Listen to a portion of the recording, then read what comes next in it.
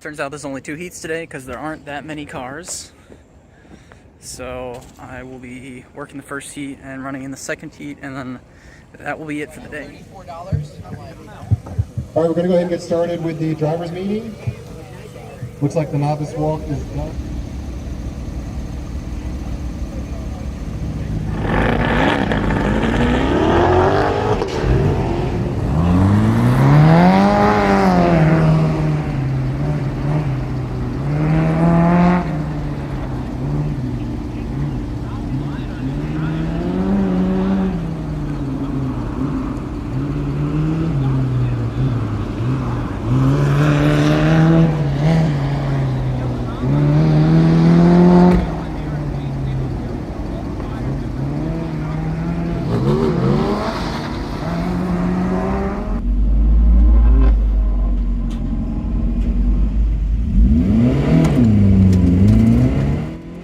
Welcome back to my E Street MR2 build series.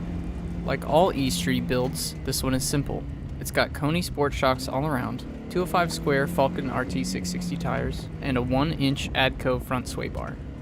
I have never gotten an alignment on this car, so that's really the next thing that I need to do, but I don't have time for the rest of the season since this event, the next event, and the next event are all on back-to-back weekends.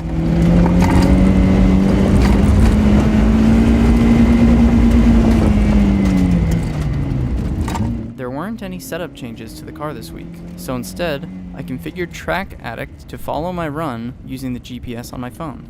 A data logging app can be really helpful because you can compare different splits run to run to see what things you're doing well and what things you're doing wrong.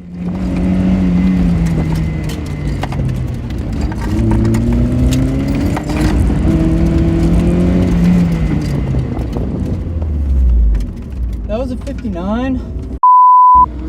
I thought that run was pretty good, so I was expecting a time lower into the 50s, but luckily, there was a lot more time to save. Thank you. Nice first run. Thanks. I found this whole course to be pretty tricky. You've got this big left-hand sweeper here, kind of disguised as 2 left-hand turns, and then you have to sort of exit the sweeper at the right spot to get through the gate, and then proceed to the next sweeper that has a similar gate situation. Then you blow through here flat out, and then you sort of need to determine where you're braking, where you're turning for this next cone, because you really want to get a pretty straight shot through here, where in this section you can just go flat out all the way up into the Chicago box. You can brake deceptively late here, but I never did, and then it also took me a few runs to realize how early you can get back on the gas right there.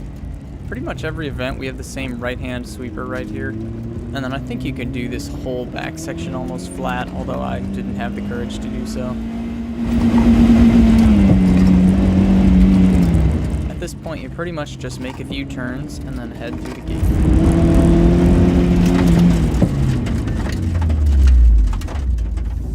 Thank you. Oh. You got a starter thing again, right? God damn it. Oh, just a little bit. Yeah. 3 inches, man. 3 inches.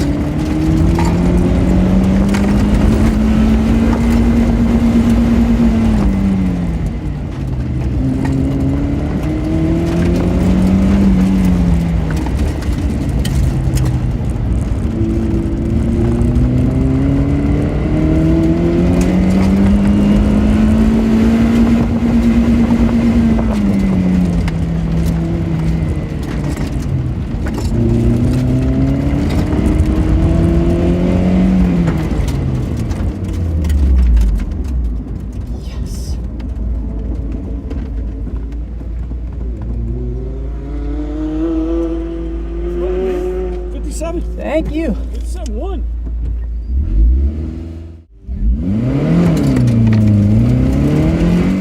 At this point, I had a few goals in order to improve my time.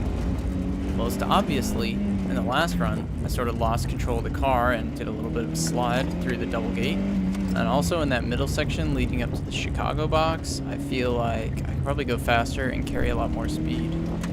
However, this quickly leads to me overcooking this part right here and washing totally wide and just absolutely ruining this segment. I did make a pretty good improvement going into the Chicago box on this run though, as I got on the throttle right as I turned the steering wheel to the right here, which definitely felt a lot faster. For this back section, I feel like I probably could have actually held the throttle even longer and tried just chucking the wheel and seeing if the mid-engine platform will just take it. Toge Time's car is much more highly modified than mine, but it seems to take that kind of input really well.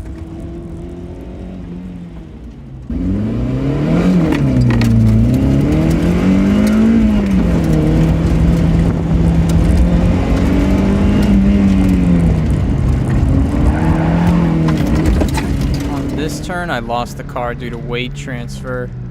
All the weight came off the rear due to braking, and I just lost my grip. So I already hit a cone, so this run is totally dead.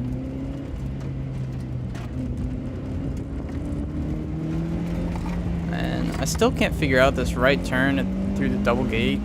I just went wide every time and just lost a bunch of time being unable to carry speed. Here I did a good job of braking later, but I feel like I didn't get on the gas early enough because I was waiting to see if I actually slowed down enough. And on this run, I pretty much proved my video analysis right by holding the throttle for longer. And if you see, the car like slightly loses grip when I let off. So I actually would have been better if I'd stayed on probably, at least until it gets tighter at the end.